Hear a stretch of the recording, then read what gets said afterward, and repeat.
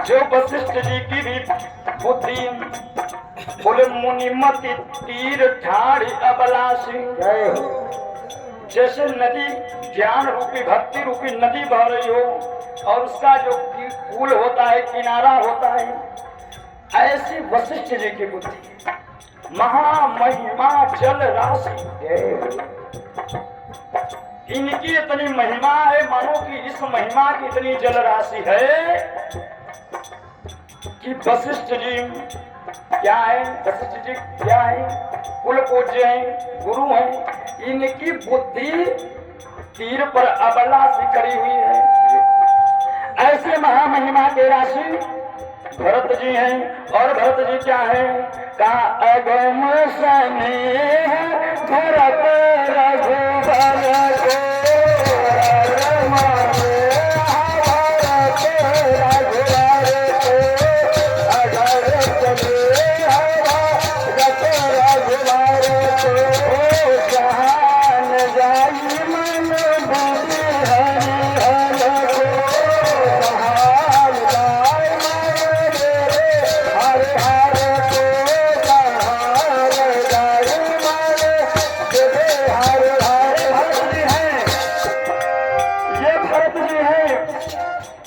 राम जी के चरणों में अलौकिक स्नेह है।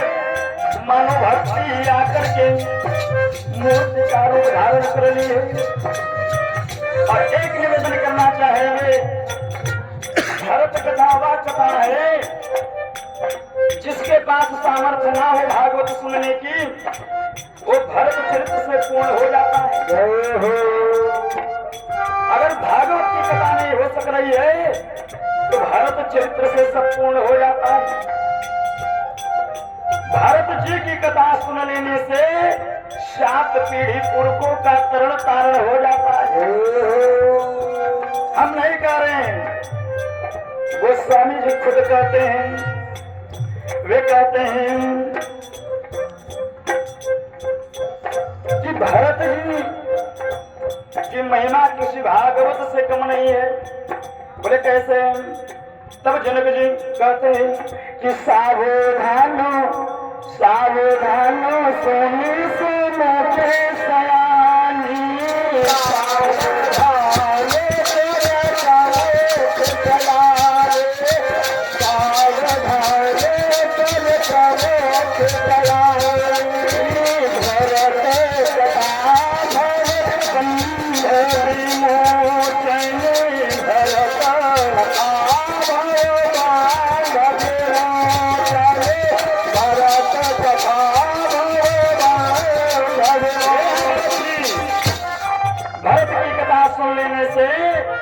व्यक्ति को मोक्ष मिल जाता है।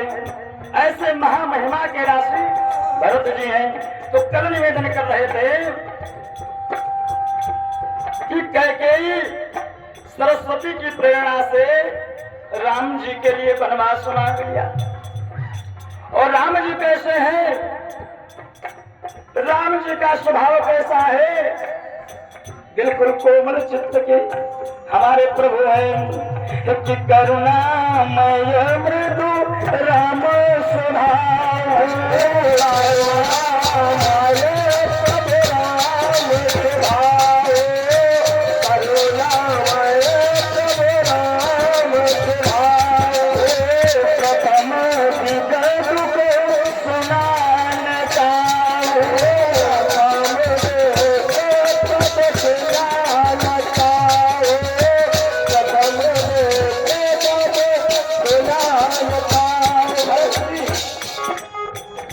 राम जी के बड़े प्यारे हैं। और राम जी कहते हैं कि करुणामय मृदु राम स्वभाव, अप्रथम देख दुख सुनाए। मतलब राम जी अपने जीवन में कभी दुख सुने नहीं थे, लेकिन यार 14 वर्ष का वनवास ऐसे दुख को देख रहे हैं, कोई चिंता नहीं हुई। भगवान आदेश लेते हुए और चले गए वन के लिए। श्रृंगेरपुर होते हुए, प्रयागराज से होते हुए, जमुना नदी से निकलते हुए, कौशाम्बी होते हुए भगवान चित्रकूट को चले गए। कल हम निवेदन कर चुके थे कि दशरथ जी अपना प्राण त्याग दिए। फिर मैं निवेदन किया था कि भरत जी को ननियाल से बुलाया गया। भरत जी आकर के माता को धिक्कारने लगे कि तू इतनी बड़ी पापी कि पिता की हत्या हो गई, उनकी हत्या करने वाली तू है, इसका कारण तू है। और हाथ मलकर भरत पछताते हैं और दशरथ जी को देखकर क्या बोले थे कि तात कि चलता न देखन पायो ते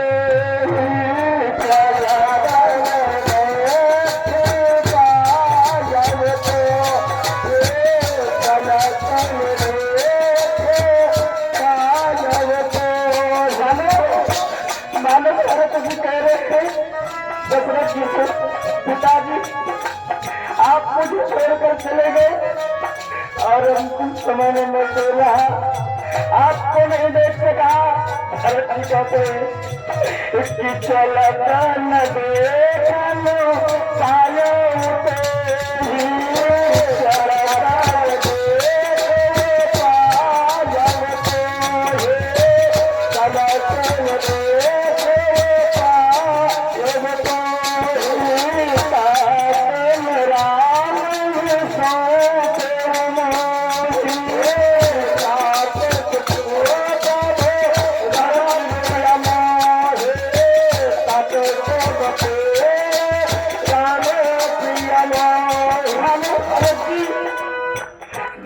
के सामने करुण क्रंदन कर रहे हैं कि पिताजी आप हमारा हाथ बड़े भैया राम को भी नहीं सौंपे और मुझे छोड़ करके चले गए और मैं भागा, आपका दर्शन नहीं कर सका, अंत समय में आपका दर्शन नहीं कर सका। अंततः वहां पर भरत जी को समझाया गया, भरत जी को कहा गया कि भैया आप अयोध्या का राज सिंहासन संभालिए, राजा का पद ले लीजिए। भरत जी बोले आप सभी का मत बड़ा अच्छा है, मैं पद का लालची हूँ, पद का लोभी हूँ, ये सारा निवेदन कर चुके थे। भरत जी प्रयागराज में आए और प्रयागराज को भी अपनी महिमा के कारण झुका दी। प्रयागराज जी को इसी प्रयाग की धरती पर महात्मा भरत आए हुए थे और यहाँ पर सब लोगों ने कह दिया क्या कहे कि ताते भरत तुम सब विधि साधु,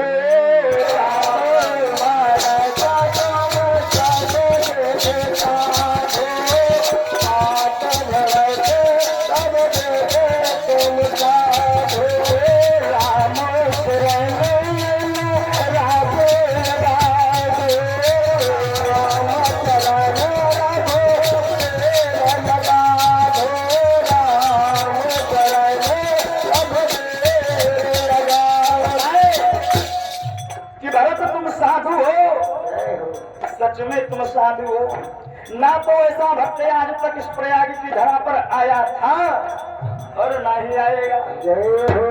भरत जी प्रयागराज के चारों फलों को इनकार कर दिए,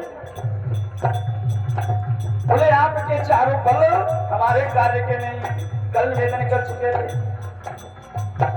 और यहाँ पर क्या मांगे तीर्थराज प्रयाग जी से, क्या मांगे भरत जी? सब लोग जानते हैं कि सीता राम चरण रत मोरे,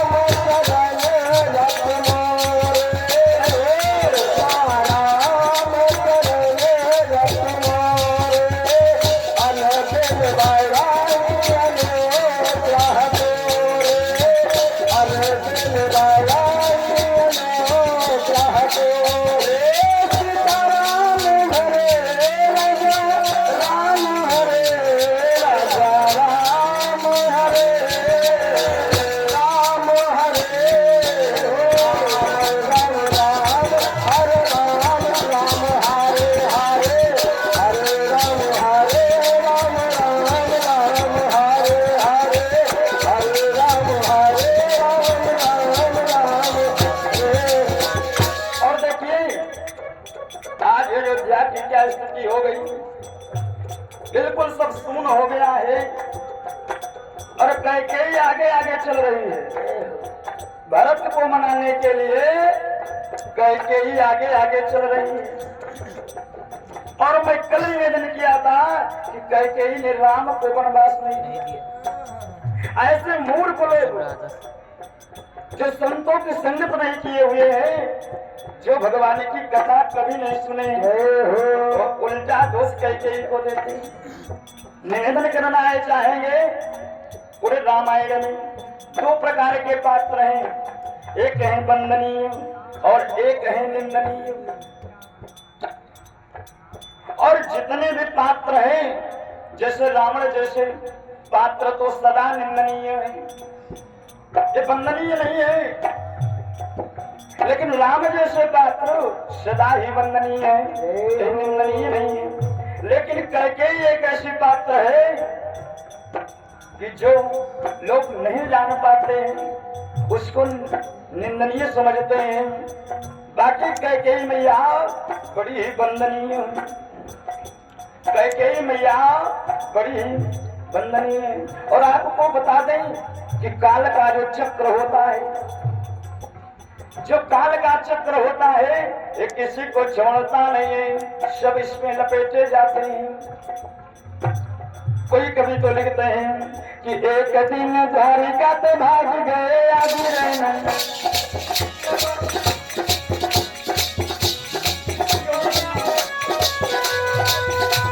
क्या हुआ?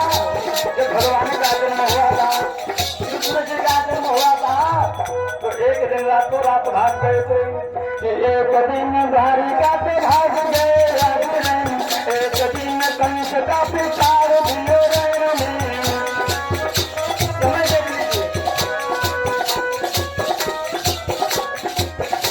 एक दिन रावण दस जीत लियो, एक दिन रावण दस जीत लियो, एक दिन 10 शीश लोटत धरण में।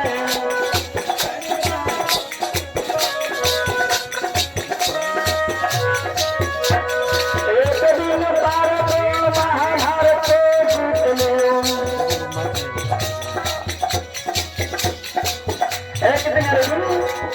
एक दिन अर्जुन क्या हुए? पूरे महाभारत को जीत लिए थे।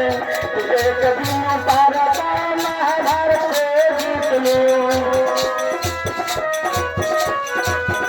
एक दिन भारत महाभारत को जीत लियो, एक दिन भूलियो लौट लियो बन में।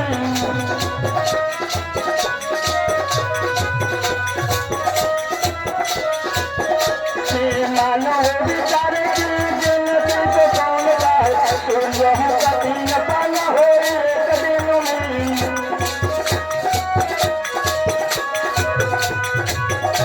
सोच लीजिए मानव की क्या गिनती है। एक दिन में सूर्य की 3 गति होती है। जब उदय होते हैं बाल्य रूप में, और दोपहर होते यौवन रूप में, और शाम होते वृद्ध हो जाते हैं। मानव बिचारे की गिनती को कौन कहे? सूर्य हूँ 3 पन होए एक दिन में। एक काल का चक्र चलता है और इससे कोई बच नहीं पाता है। गाने वाले तो ये कह देते हैं इस धरा पर अपना कुछ है नहीं, कुछ भी नहीं है, केवल हमारा पुण्य बताता है कि ये हमारा है।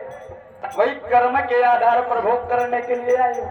बाकी संपत्ति सदा रघुपति कर आए। सारी संपत्तियां भगवान की हैं और यहाँ कोई अचल नहीं रह सकता है कि भीम गए सादेव गए,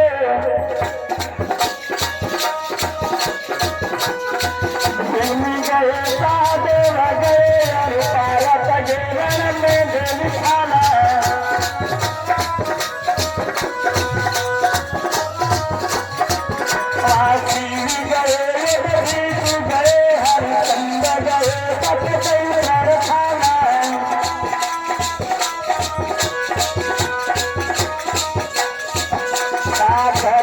प्रभाव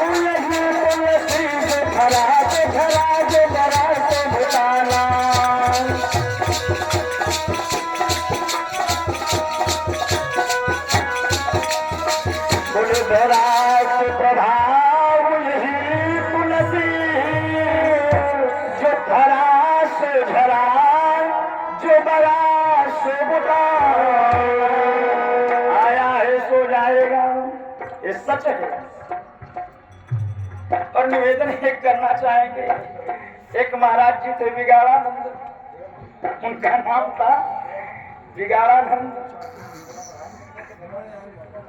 और हनुमान जी के छा सीताराम, चूंकि फोन आ रहा है तो कोई कार्य होने लगे तो बिगड़ जाता है।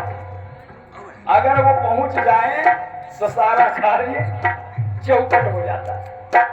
अच्छा, गांव में शादी विवाह पड़ता है, लोग पहले जाके बिगाड़ानंद जी महाराज को मनाते थे।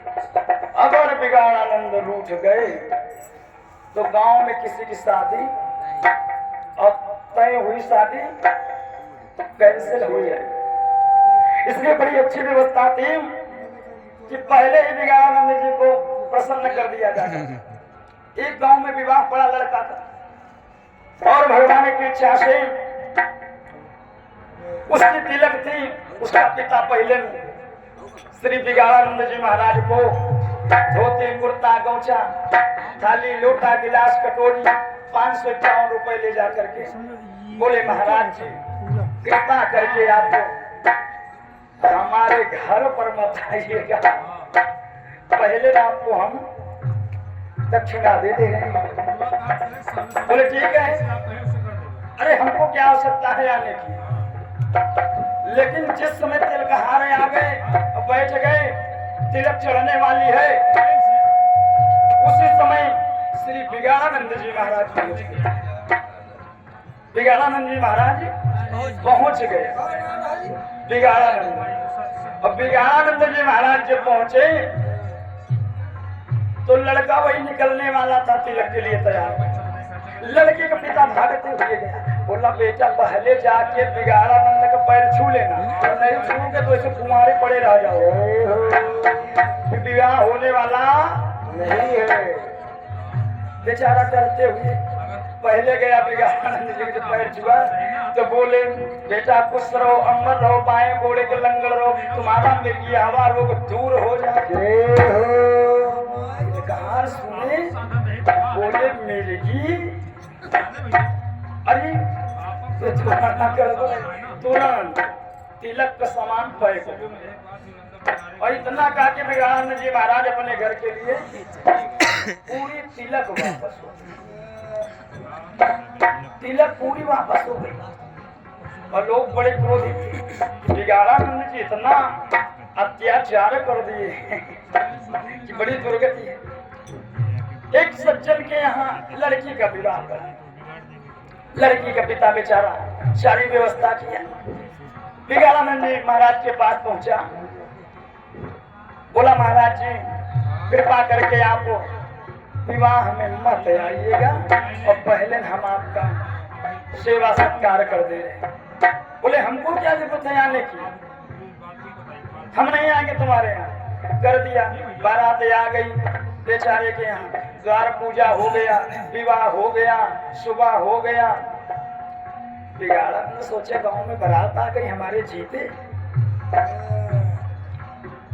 और डोर डाल के लिए लोटा लेकर के चल दिए रास्ते से। तब तक बारात वाले दो चार लोग थे, बोले महाराज जी हम लोग बारात आए। अच्छा ये परिवार ठीक ठाक हमको लगता है। बिगाड़ानंद बोले तो बात ठीक है, लेकिन लड़की के पेट है, लड़की के पेट है, आप पूरे बारातियों ने हल्ला भाई लड़की की पेट है, बड़ा गड़बड़। तुरंत विवाह कैंसल। क्यों? बिगाड़ानंद जी की कृपा हुई, विवाह कैंसल। ये हुआ वापस हो गया, साहब बोरा बिस्तर बनने लगा, वापसी सारे सामान। गांव के प्रधान को बुलाया गया, बोले क्या बात है? बोले महाराज जी इनके लड़की को पहले से पेट है, इसलिए जो है हम लोग विवाह नहीं करेंगे। पंचायत बैठ गई। प्रधान जी बोले ये बताइए कहाँ किसने की पेट है, कोई प्रमाण है, साक्ष्य है? तो वो सज्जन जो सुने थे बोले आपके गांव के ही पंडित जी का करके गए। बोले बुलाओ, कौन है? बोले बिगाड़ानंद। बुलाया गया बिगाड़ानंद जी को। बिगाड़ानंद पंचायत में आ गए। बोले कि किस लिए मुझे बुलाया गया? बोले महाराज कौन सा प्रमाण आप देंगे कि इनके लड़की के पहले से पेट है? बिगाड़ानंद जी बोले रे यार तुम लोग पागल हो, किसके पेट नहीं है? पेट तो सब लोगों के है, बिना पेट के कोई है? सब लोग लगते रह गए कि बिगाड़ानंद बगली से निकल लिए। पेट किसके नहीं है आप ही लोग बताइए। बिगाड़ानंद की जीत हो गई, वो विवाह नहीं हुआ, अंत में कैंसिल ही हो गया। बिगाड़ानंद बिल्कुल मरने वाले हो गए, अंतिम समय सैया पर पड़ गए। पूरे गांव वाले को बुलवाए, बोले भैया जब तक हम जीवित रहे हैं तब तक बहुत ज्यादा पाप कर डाले, इसलिए आप सब लोगों के काम को हमने बिगाड़ दिया है और इसीलिए गांव वाले हमें बिगाड़ानंद कहते हैं। हाथ जोड़ के सब लोगों से निवेदन है कि अभी जब मैं मर जाऊंगा तो मेरे मुख ने इतना पाप किया है कि बांस काट काट के हमारे मुख में ठोक ठोक करके मारता। बोले ठीक है, 10 मिनट बाद जय जय सीताराम। बिगाड़ानंद जी महाराज शरीर छोड़ दिए। जब शरीर से आत्मा चली गई तो शरीर में तो कोई दुख दर्द होगा नहीं। अब गांव वाले गुस्से में जितने लड़के बेचारे तुम्हारे पड़े थे कहाँ उतरे गुस्सा।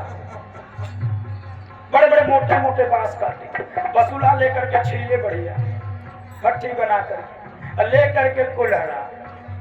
बिगाड़ानंद को मुख में इतनी भट्टी लेकर ठोक ठोक पीट पीट करके मारे। उसके बाद इनकी तख्ती सजाए और लेकर के चारों लोग चल दिए। चले जा रहे हैं तब तक उधर से 112 चली आई, उई उई उई करती हुई 112 चली गई। बोले रोको, इलाज रोको, इसमें क्यों होता है? नाच दिखाई रोको। रोका गया, बोले तुम सब जितने लोग हो इनको बांस मुख में ठोक ठोक करके मारेंगे, इसलिए 302 का मुकदमा है, चलो जेल। और चारों लोगों के ऊपर 302 का मुकदमा हुआ। बेचारे रोने लगे कि बिगाड़ानंद जब तक जीवित थे तब भी मारे और मरने पर भी जेल कटवाए। बोले सच्चिदानंद भगवान की जय। निवेदन ये था कि भरत जी महाराज कहाँ पर पहुंचे हैं? भरद्वाज जी के पास आ गए, यहाँ पर स्नान करके और भरद्वाज आश्रम पर पहुंच गए। जैसे भरद्वाज जी महाराज सुने कि भरत आ रहे हैं, भरत मिलने के लिए आए हैं, तुरंत भरद्वाज जी उठ करके प्रमुदित होकर के दौड़े हुए चले आए। और क्या हुआ कि सुनता राम गुण राम सुहाए, सुनता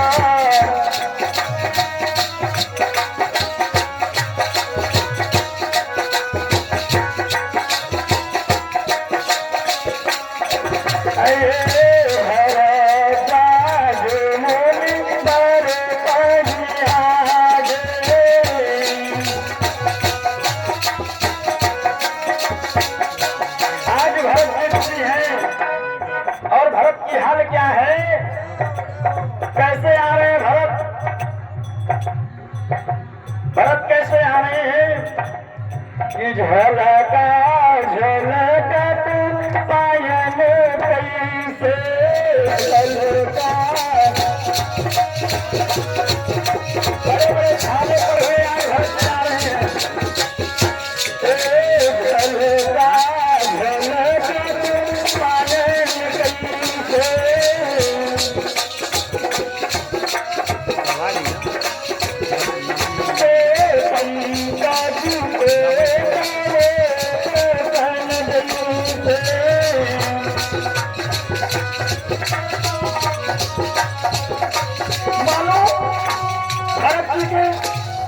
पांव में ऐसे बड़े बड़े छाले पड़ गए हैं जैसे कमल के फूल पर बड़ी बड़ी बूंदों में ओस गिर जाती है, पंकज कोस ओस तन जैसी। ऐसे दुख को होकर के भरत जी आज भगवान की भक्ति को राम राम रटते हुए बेहाल होकर के प्रयाग की धरा पर महासाधु आए हुए हैं। भरत जी और कैसे आए कि भरत तयाद आगे हुआ जो भरत बिना कुछ पहने हुए पैरों में भागते हुए चले आ रहे हैं।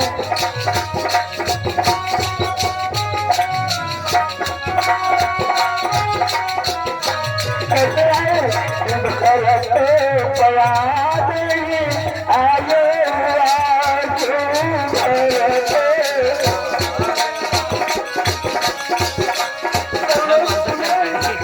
सुनते सकल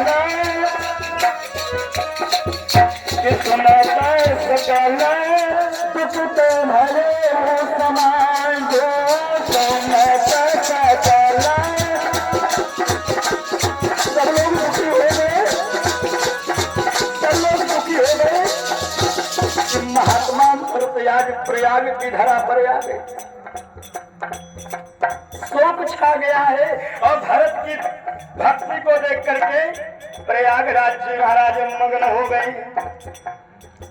हो गए कि धन्य हो भरत, तुम्हारे जैसा कोई नहीं है। अब क्या कहते हैं कि भरत तीसरे पहर कहो, दूसरी बेला में आए। 4 पहर दिन में होते हैं और 4 पहर रात्रि में होते हैं।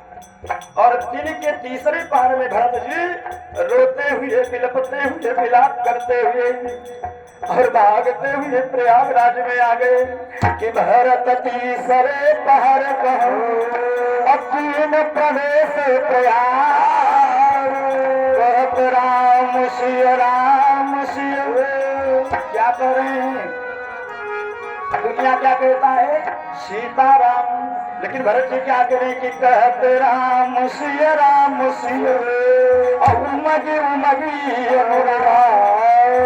इतना प्रेम था भरा है कि राम सिय निकल रहा है। निकलना क्या चाहिए, सीताराम निकलना चाहिए।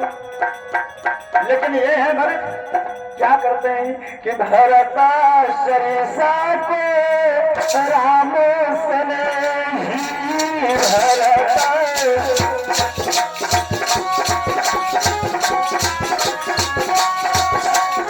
कितना प्रेम करते हैं राम जी से कि भरत सरिसा को राम सने भरत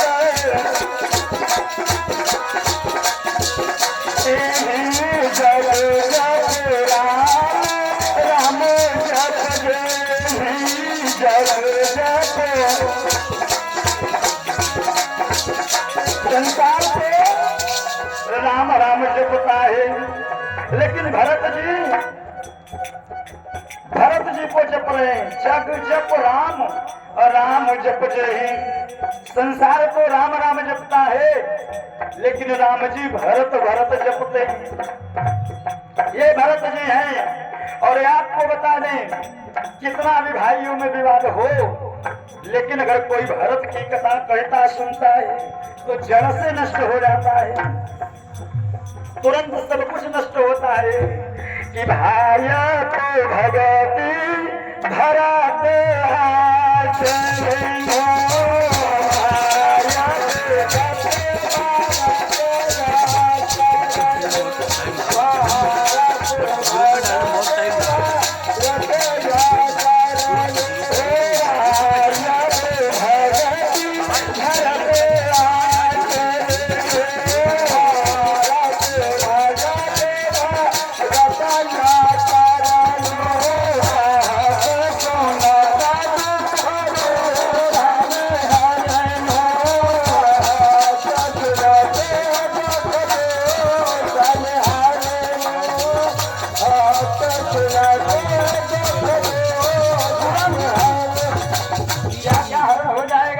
कहत सुनता तू कठोर है। 1 2 3 ये महामहिमा जल राशि भरत जी प्रयाग की धरा पर और भरतराज ऋषि के आश्रम पर पहुंचे। भरतराज जी जाने गए कि आज कौन आए हैं, महामहिमा जल राशि। और क्या हाल हो गई है भरत की कि मानो सिंह वृद्ध हो गया हो, बस नहीं चल रहा है कि कब राम को वापस लेकर चले। मानो भगवान का जो प्रेम है वही प्रेम ने भरत की मूर्ति पाली है। ऐसे भरत जी, महात्मा भरत आ गए। तुरंत श्री भरतदास जी निकल करके आश्रम के बाहर आए और भगवान की इच्छा से तुरंत दुखित होकर के भरत जी जाकर के दंडवत करके और चरणों में पड़ गए भरद्वाज जी के कि दंड प्रणाम करत मुनि दे।